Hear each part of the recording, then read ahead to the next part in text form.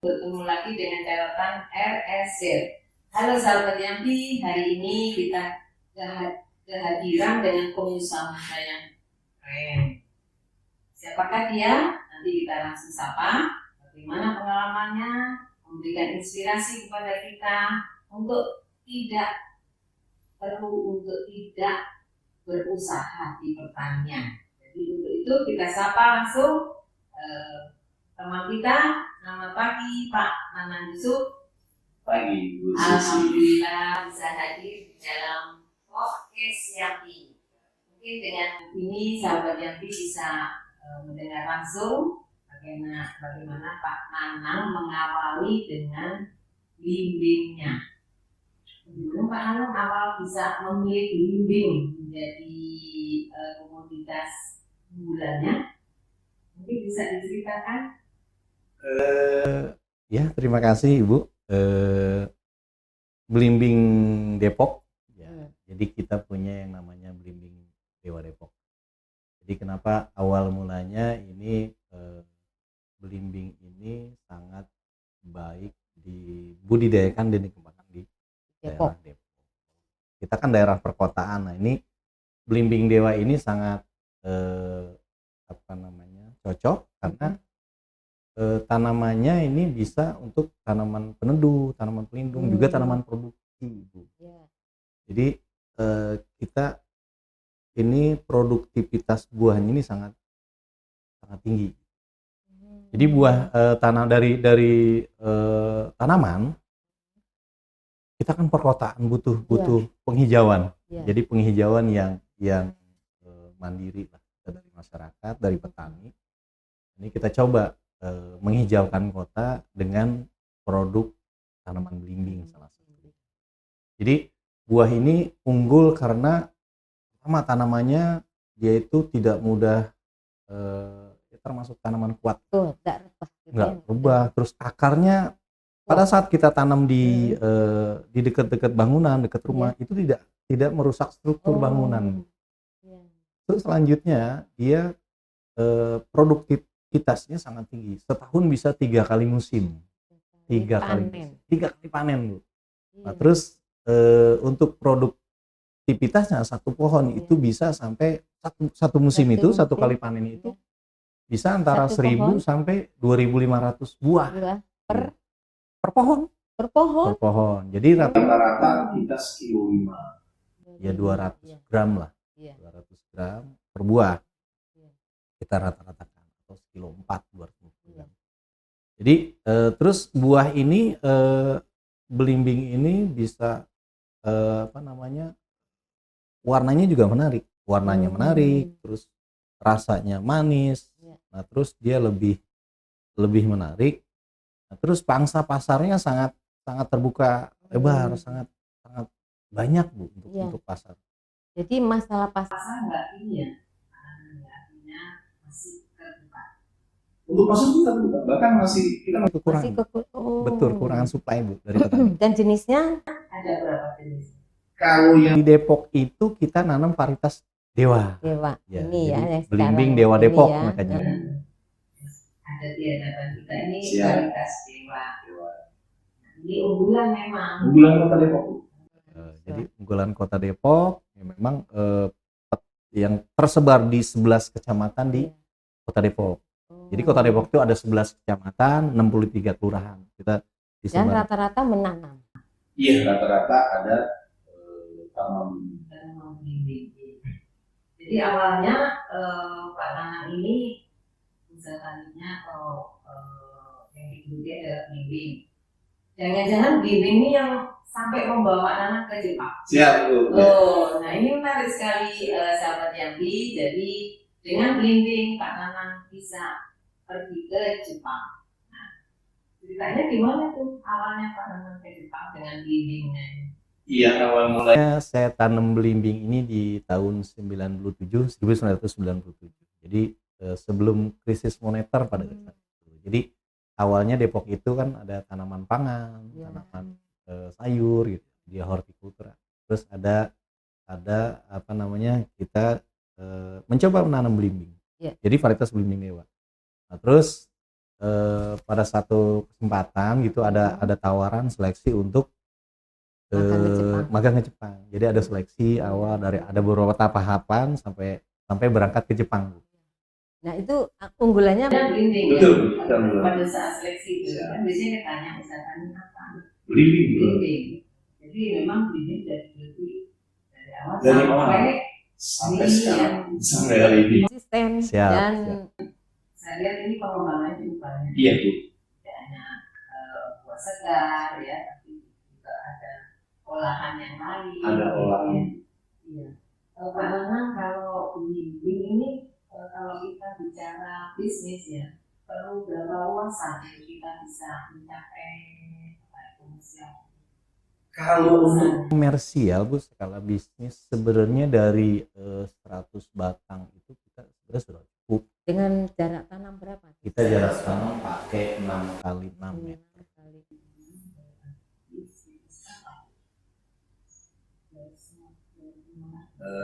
Per hektar itu ya idealnya rata-rata 200 meter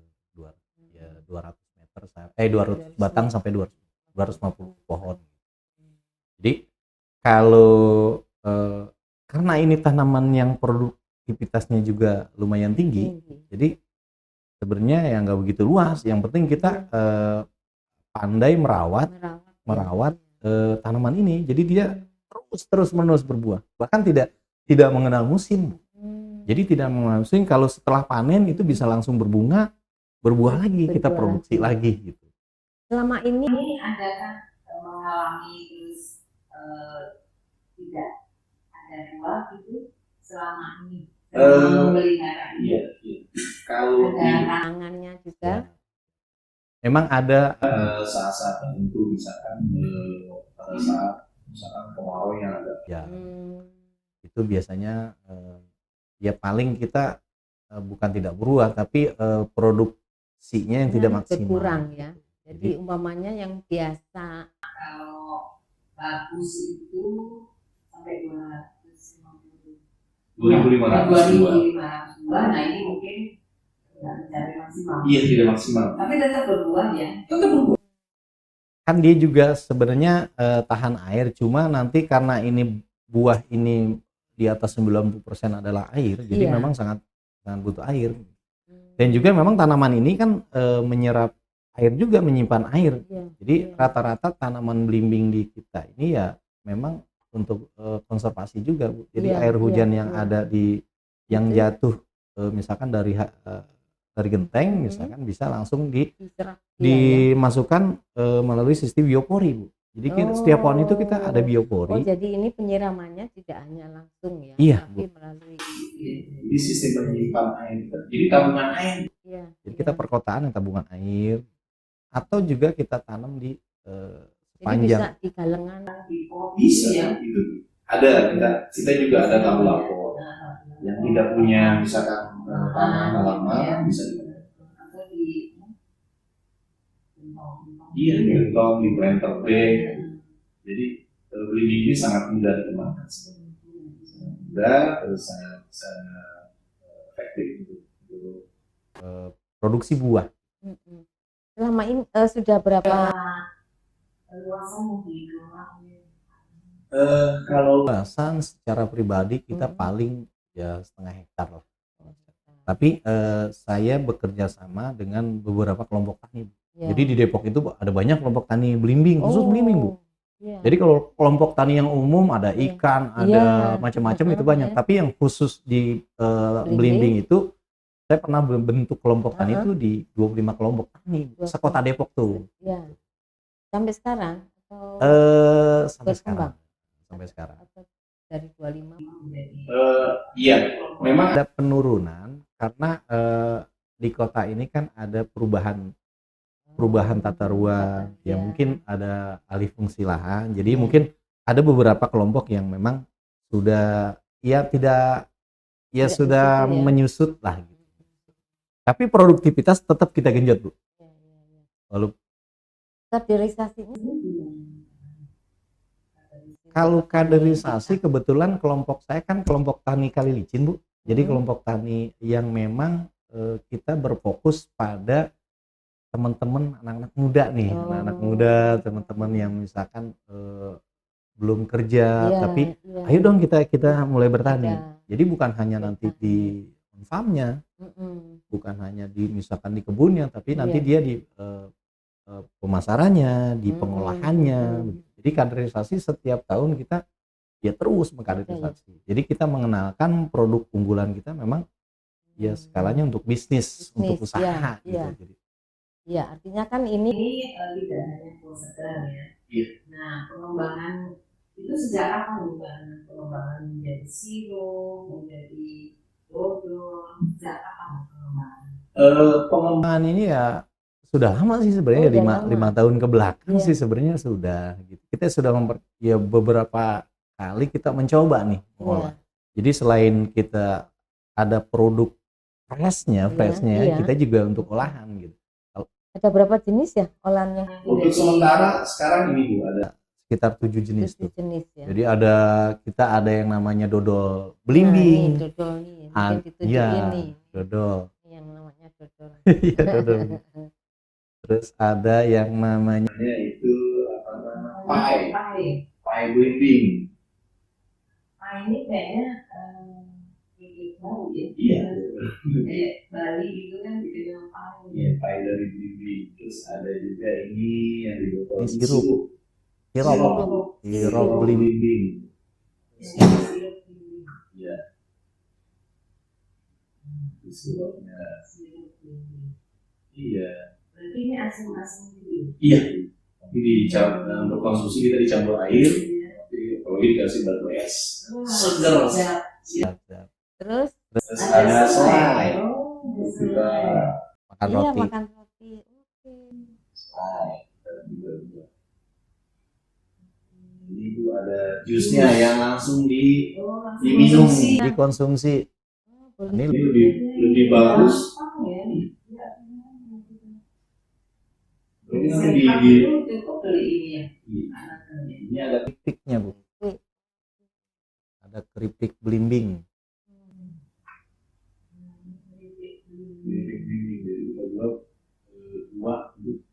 Ini dijual secara langsung dan juga online ya kayaknya. Soalnya kok ada. Iya, bisa.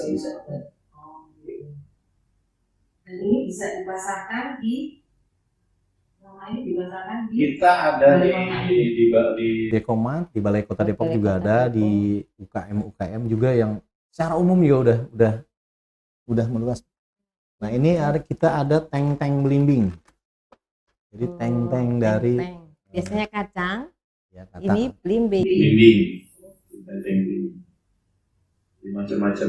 Jadi ini kerjasama dengan beberapa UMKM. Iya. kita kerjasama dengan UMKM. Jadi otomatis tadi selain para petani, jadi kan di belimbing ini efek Yang processing itu maksudnya. iya. Jadi dari kebun terus nanti processing itu kan membutuhkan banyak tenaga kerja. Iya. Jadi kita Dan juga buah segarnya Banyak. Iya, banyak. Itu ya. Ini bisa ditulis selama ini oleh Kota Depok sendiri, tidak perlu ini dari luar belum. import dari luar ya. Iya. Dan Iya. ini kan memang Lokal ya. Lokal. Dan ini ya alhamdulillah Depok ini punya produk yang khas. Iya. Jadi kenapa produk khas? Jadi belimbing dewa ini tidak semua daerah itu bisa ditanam di daerah, misalkan di Indonesia itu tidak semua daerah semua daerah bisa bisa ditanam belimbing.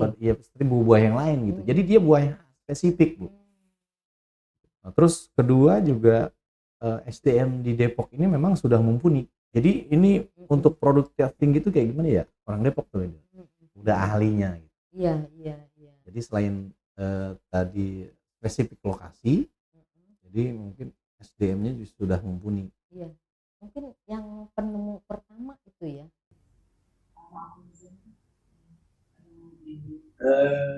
Dewa ini Bapak Haji Mubin Usman masih ada, Bu? Oh, masih ada. Di Wijaya Tani, bukan Wijaya Oh. Tani. Ini pertama gitu ya. Iya. Jadi yang menetapkan bahwa Depok ini cocok untuk belimbing itu Bapak. sebenarnya dari Kementerian Pertanian. dari Kementerian Pertanian, ada program namanya. Kalau untuk awalnya sih program dulu saya ingat tahun 97 itu 1997 ada program namanya dari Kementerian Pertanian GSPG, Gerakan Sadar Pangan dan Gizi. Jadi yang di awal kita disupport itu ada beberapa tanaman buah yang memang disupport, di trial lah. Kita ada belimbing dewa. Jadi ada rambutan binjai dulu, ada kelapa entok sama durian montong. Tapi yang berkembang secara meluas di Kota Depok adalah belimbing dewa. Jadi yang paling cocok belimbing dewa. Berkembanglah terus. Kebetulan saya juga salah satu penangkar benih belimbing, ini menyalurkan ke seluruh wilayah di Kota Depok. Kota Depok ya. Ya. Dan Pak Nanang nih prospeknya cukup menjanjikan. Iya, ke depan Bu. Kita untuk beberapa waktu yang lalu kita ada penawaran untuk beberapa pasar modern di Jabodetabek bahkan seluruh Indonesia. Kita juga memang sudah di toko buah dan pasar modern ya sudah ada. sudah masuk ya. Untuk ke depan juga untuk tawaran ekspor juga sebenarnya banyak gitu. Iya. Cuman kita masih terkendala lahan, Bu. Iya. Jadi permintaan tinggi cuma lahan kita masih sangat. Kalau Ini ditanam di luar Depok tidak rasa. Otomatis beda nanti, produktif juga beda, terus rasa juga bagus. Jadi ini memang nggak bisa keluar. luar ya. Ada beberapa daerah yang bisa gitu. Ya. Udah diuji Luar daerah Depok kamu nggak? kalau di luar Depok sementara ini Ada di Kabupaten Bogor, di kecamatan misalkan Bojonggede, di daerah Lajur Halang itu masih bisa. masih bisa. Kita kita juga sempat saya di daerah Jombor cari. di daerah Wiliang juga pernah saya coba juga. Ya kalau belimbing ini untuk promosi kan kita selama ini ada berbagai daerah Bu Iya, di provinsi. Saya juga tanam bibit di berbagai daerah. Iya. Nanti informasinya seperti Iya, apa. hasilnya. Tapi yang sejauh ini ya hanya beberapa daerah lah yang ya kalau DKI Jakarta ya sebenarnya masih bisa cocok DKI Iya. Jakarta kayak daerah Tangerang Iya, Selatan, Jabodetabek kali ya. Jabodetabek. Iya, Pak ya. Jadi MDPL-nya masih bawah. Jadi Nah, masih dukungan datang. dari pemerintah Daerah Kabupaten Kota Kota Depok Ya. Selama ini bagaimana? Kalau dukungannya iya. terutama dinas. Siap.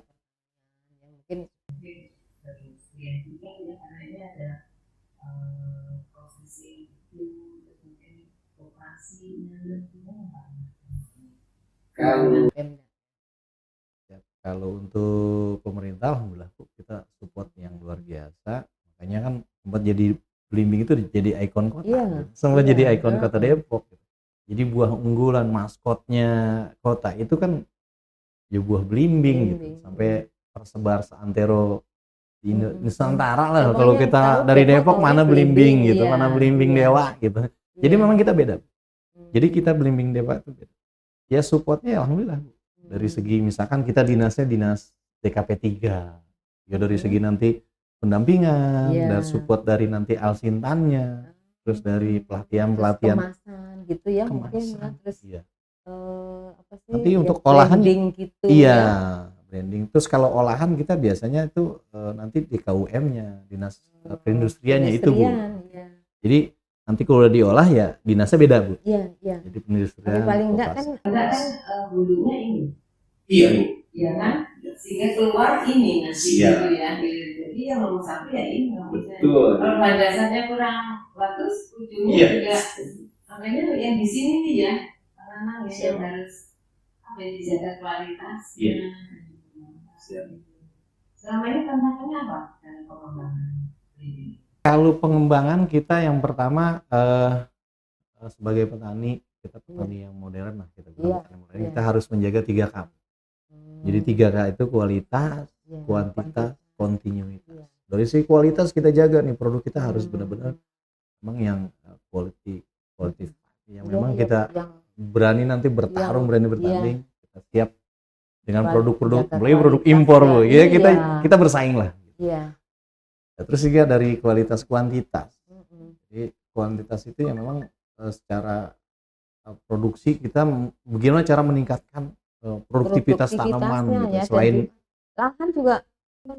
Iya, lahan juga kita mencoba ada lahan-lahan misalkan pasum, lahan-lahan misalkan lahan tidur kita coba tanam belimbing. Jadi Kontinuitas itu ya. betul. Jadi penghijauan nanti kita penghijauan dengan tanaman produksi, tanaman produktif. Terus kontinuitas. Ya gimana apa namanya? Terus gitu ya. Kita selalu ada Ada. gitu. Ya tadi kita belimbing ini kan kita tersebar nih beberapa Iya. kecamatan nih, beberapa wilayah Heeh. misalnya. Nah, kita coba nih, jadi di wilayah ini ya produksi sekarang gitu. Nanti Iya. yang bulan minggu depan, jadi terus ada Bu. Iya. Jadi Apa Ya, kalau di program kelompok itu nanam yang benar itu, Iya. sehingga ada terus gitu Iya. ya. Kan kalau breeding sebenarnya bisa polanya bisa kita apa namanya? Bisa kita atur lah Bu. Jadi misalkan dari kita pola pemangkasannya dari awal nih, pemangkasannya jangan bareng nih. Misalkan dari kita yang wilayah sini kita pangkas minggu keberapa, pangkas dulu nanti ini mulai koordinasi di 26 kelompok itu. iya 20. jadi kita koordinasi nanti masing-masing wilayah atau spot-spotnya yang ada di kebunnya gitu. Jadi bisa kita tahu nih yang mana yang panen, yang mana yang belum. Yang Jadi berapa kecamatan? kita ada 11 kecamatan. 11 kecamatan, 30. 30. Ya, ini yang bergilir ya. Ya, nanti begini dalam budidaya gitu, dari mulai tadi pemangkasan, panen dan sebagainya. Sekarang peran ini Peran penyuluh juga sebenarnya ya kita ajak Bu, kita gandeng, kita sama-sama. Jadi bagaimana para petani ini ya tadi pelatihannya, ayo kita sama-sama ikut. Kita ada pelatihan misalkan pelatihan pemungkusan, pelatihan pemangkasan, pemangkasan nanti pemupukan apa sih? Iya. Nanti sampai pemangkasan ini yang pakai itu ya, karbon itu ya. sekarang karbon sudah tidak. Sekarang kita pakai plastik. Ya macam-macam plastik. Pembungkus kita ada bukan hanya satu Bu. Kita umumnya banyak lah. Iya. Ada plastik mulsa, ada bisa juga koran, ada juga plastik putih, ada juga kita. Ada pengaruhnya terhadap Pak ininya rasa. Kalau rasa paling nanti di warna. Kalau rasa biasanya kita untuk treatment pupuk pemupukan di situ perawatan kita dengan air. Kalau rasa kita main di situ. Nanti bisa kita. Kalau warna di pembungkus tadi. Di pembungkus. Bisa yang kuning gitu Ya. ya. Terus ada Ya, kalau bimbing ini Bu, kita kan biasa petani setelah panen itu kita pertama kita ada penggradingan. Jadi di grading, di grade itu biasanya ada kelas-kelas. Ya. Ada kelas A, Ya. itu kelas A biasanya di atas 300 gram tuh ke atas. Berarti sekilo 3. Ada kelas B. Kelas B itu antara kisaran dari 300 sampai 150 gram, kilo 4, 5. Nah yang selebihnya C, Bu. C itu yang kelas yang memang di bawah 150 gram. Ada juga nanti kita di grading itu ada indeks, Bu. Indeks itu kematangan. Jadi warna, Bu. Kita dari warna indeks itu dari mulai indeks 3 sampai 6. Nah, kalau ini rata-rata untuk pasar itu biasanya untuk modern tuh indeksnya 34. 3. Karena untuk pasar modern itu kan bisa disimpan agak lama. Kalau untuk tradisional market itu biasanya di angka di atas 5 sampai 7. Ya, karena memang permintaan udah matang gitu ya. Itu. Karena kan dia langsung nih di apa namanya di lapak-lapak. Nggak boleh lama-lama ya. Nggak boleh lama-lama. Nanti busuknya ini masih bisa. nggak busuknya. Ya, Bu, kalau belimbing itu biasanya kalau kita paling kalau nggak nyampe busuk udah habis, Bu. Udah sold out bagus gitu. dong ya. Iya. Paling juga nanti kita Ya tadi kalau memang sudah eh, apa namanya sudah bagus misalkan dalam apa namanya di penjualan itu paling kita buat buah apa buat olahan gitu. Olahan. Olah jadi berbuat kayak Iya. Nah, Nah, sekarang sekarang kalau terkait dari apa lamanya ya, kalau dengan pasang model itu kan nggak kesannya gitu. Ada masalah. Itu biasanya itu Gigi pernahkah kejadian umpamanya nggak habis terus dibalikin produknya? enggak Bu, kalau Oh, kita pakai sistem putus Bu. Hmm. Jadi kalau barang nggak habis ya itu Mm-mm. tanggung jawab si retail gitu. Oh, Kalau gitu. petani udah Udah udah lepas ada ya? lepas. Oh. Selain kita masuk dari gudang kita sampai gudang Heeh. mereka di sana, gudang kita QC langsung gudang kita QC di sana di QC juga. Ya alhamdulillah Bu kalau kita apa namanya komunikasi baik ya kita juga ya kan kita simbiosis mutualis jadi Iya, kerjasama kita saling menguntungkan. Iya. Kita membuat produk bagus si retail atau pasar itu juga dapat produk bagus nanti untuk konsumen. Iya. Harga selama ini kalau harga kita ya alhamdulillah bagus, karena permintaan juga bagus, kita juga ikutin. Iya. Dan ini menurut Pak Nanang budidaya yang masih bisa dilakukan selama ini dan tentunya bagi para petani muda ya untuk tidak berputus asa kalau tidak menemukan aku harus nanam apa itu kira-kira apa Pak Nanang kiat-kiatnya?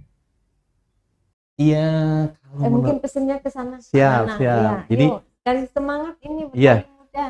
Jadi sahabat Jangan Yampi, kalah sama Pak iya Nanang. siap. Sahabat Yampi, kalau saya sih punya prinsip ya kita bagaimana menciptakan lapangan kerja, Bu. Jadi bagaimana kita sebagai anak muda kita menciptakan lapangan kerja. Bagaimana untuk lapangan kerja kita sendiri dan juga nanti untuk orang lain, teman-teman kita.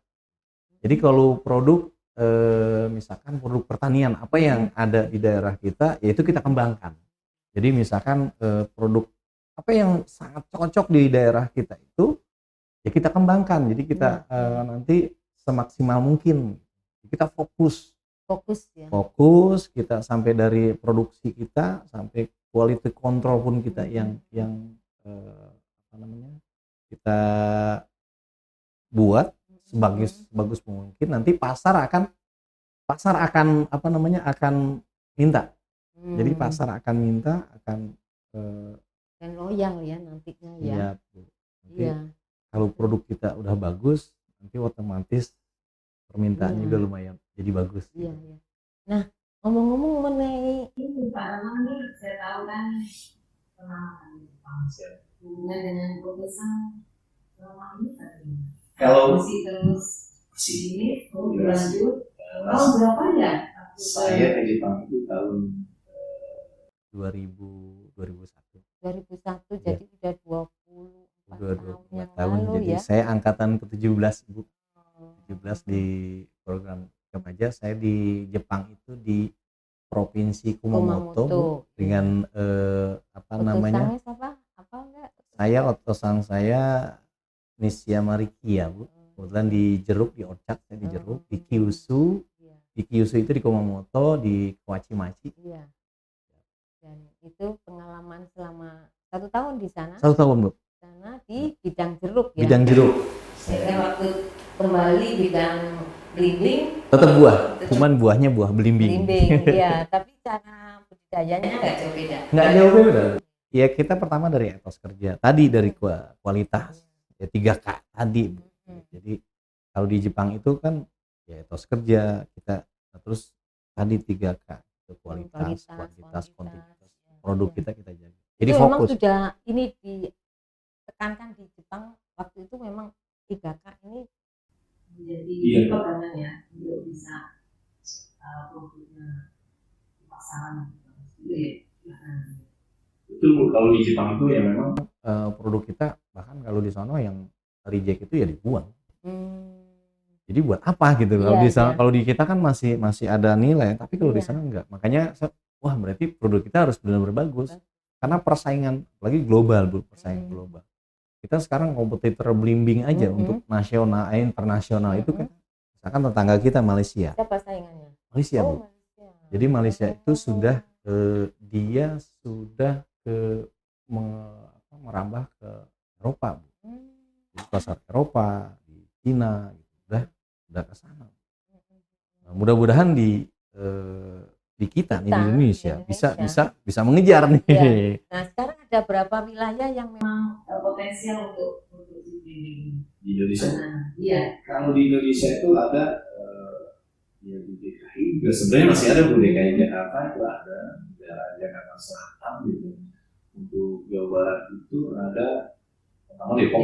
Kabupaten Bogor sebagian ada, terus di daerah Tasik, Ciamis juga ada. Pengembangan sebenarnya di Depok. Iya. Nah, terus kalau sentra belimbing yang di Jawa Timur itu ada di Blitar, di Tulung Agung, sampai di sentra-sentra. Varietasnya masing-masing daerah. Itu Jawa. Kalau Sumatera? Sumatera itu ada, dulu pernah ada di Sumatera Utara. Sumatera Utara. Memang juga ada masalah. Tapi mungkin nggak sebesar pengembangan di sini ya. Betul. Karena kan kalau Depok ini, Depok sekitarnya kan dekat dengan misalkan pasar gitu. Ya otomatis pengembangannya lebih cepat gitu. Karena kan belimbing ini kalau terlalu jauh dengan pasar juga transportasinya itu transportasi, itu mengganggu kualitas juga. Iya, otomatis gitu. Jadi memang harus dekat dengan sentra. Ya. Jadi Bu. kalau menjadi komoditas perkotaan cocok ya. Cocok sekali. Karena ini kan dekat dengan pasar ya. Iya. Nah kalau jauh, nah kita ya mungkin perlu dipertimbangkan transportasi kualitas dari buah itu. Menurut Pak Nanang nih, bagaimana upaya kita tadi ya, dicontohkan Pak Nanang itu Malaysia bisa ekspor. Menurut Pak Nanang, upaya apa misalnya kita bisa melakukan hal yang sama, dukungan apa, mungkin kita perlu kolaborasi dengan siapa saja. Iya, baik. Kalau menurut saya, menurut pengamatan saya pernah ke Malaysia, Bu. Pernah di on farmnya belimbing juga. Karena saya pernah 2012 itu ada workshop Afarwa Karambola di Kuala Lumpur dengan anggota ASEAN yang mewakili Indonesia dengan Pak Awit, Pak Tuban dari Jawa Timur, Pak Tuban dari Balai, bareng kita di Kuala Lumpur. Saya melihat di sana itu dukungan lahan luar biasa. Jadi lahan untuk petani. Jadi lahan ya, dukungan pemerintah ya. Pemerintah itu menyiapkan lahan untuk para petani yang ingin maju. Iya. Jadi lahan nanti disiapkan, lahan di sana kan sebenarnya kalau nggak salah balak liar itu disulap jadi nanti lahan produksi. Jadi di sana ada belimbing, ada nangka, ada berbagai macam tropis, tanaman ya? buah. Jadi buah tropis. Iya, itu lahan. Terus kedua support dukungan misalkan teknologi, terus ada juga infrastruktur. Jadi di lahan itu dibangun misalkan untuk ada jalan, ada listrik misalkan untuk pergudangannya, terus ada juga sarana pergudangan untuk misalkan litbangnya juga berperan untuk di penelitian pengembangan. Jadi berkolaborasi untuk meningkatkan produksi terjangkau. Kan kalau misalkan di Malaysia kualitas itu tadi ya. Iya. Jadi lahan, terus dukungan sarana, dukungan misalkan permodalan. Jadi permodalan. Jadi lahan bukan milik, Bu, tapi misalkan hak guna usaha. Lahan negara misalkan. Ya nanti dipinjamkan dengan kita. Kalau di Malaysia atau di Jepang itu kan sebenarnya diseleksi. Jadi kalau di negara-negara yang sudah maju, sebenarnya mereka susah nyari SDM pertanian gitu. Lahan banyak, SDM-nya susah. Kebalik sama di kita. Mungkin yang saya amati di kita itu SDM-nya kita banyak, lahan kita kekurangan. Padahal kan negara kita negara agraris, Bu, negara agraris. Ya mudah-mudahan ke depan para petani kita yang khusus ex Jepang ini yang memang mau jadi petani maju, petani modern. Jadi bisa diberikan lahan. Jadi lahan itu diberikan dengan support Tapi ya dukungan lainnya ya.